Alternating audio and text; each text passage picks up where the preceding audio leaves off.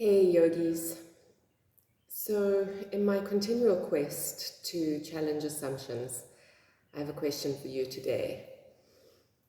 Have you spent your yoga career, whether it's a few months or years, mastering asanas, mastering the pose, or have you spent the time mastering yourself? So what we do when we're mastering the pose is that we are often forcing our bodies into the pose against muscles that are moving against us in the process towards the pose. Or we're defining our limitations by the pose because on any given day we couldn't get into the pose. And so what we tend to do is we create permanence out of limitation.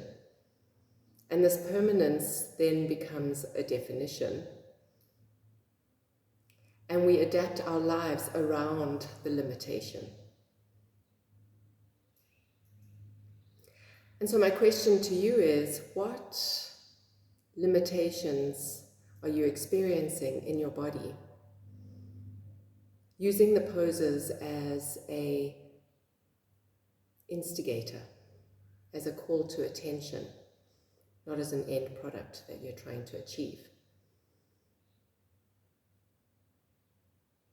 And so then noticing, is this limitation needing something from me?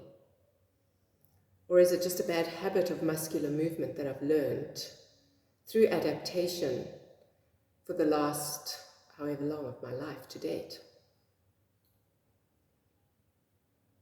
Is it because I'm trying just to use my muscles to get into a pose and I have no inkling of which direction my bones are moving in this moment, or how my organs are placed, or whether I'm holding tension in my skin? And maybe it's because the muscular energy that I'm trying to use to get into the pose, because I'm trying to force the pose and not the learning in the process towards the pose, is going in a closed circuit within itself in a tight ball of effort, rather than that muscular energy navigating and negotiating through all the parts, from bones, connective tissue, fascia, skin,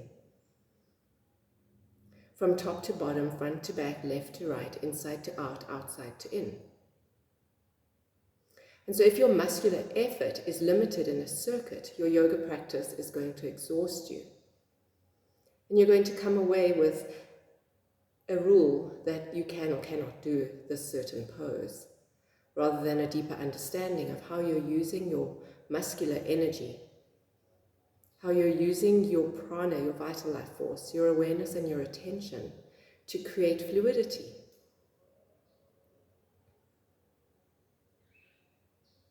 And so my challenge to you is to ask yourself, is there a story in this sense of limitation?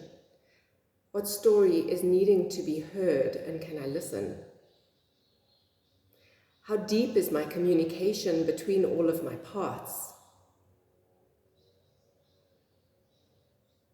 Can I add layers and dimensions of understanding in my movement so that all the parts are in cohesive integration?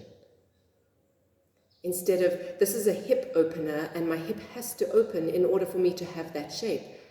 It's never like that. It's never just one part. So for today, when you're next on your yoga practice, take this thought with you. Is this limitation creating in me a sense of permanence, forcing me to adapt my life around this limitation? Or can I shift myself, instead of affronting against a limitation or protecting or defending against a limitation, can I actually figure out what this is all about? Can I figure out the truth of this limitation? Is it physical, mental, emotional, a belief? Is it a story that's needing to be heard? And in this way, I wish for you to ignite a healing and a powerful experience in your body as you connect all the parts and master yourself instead of the pose.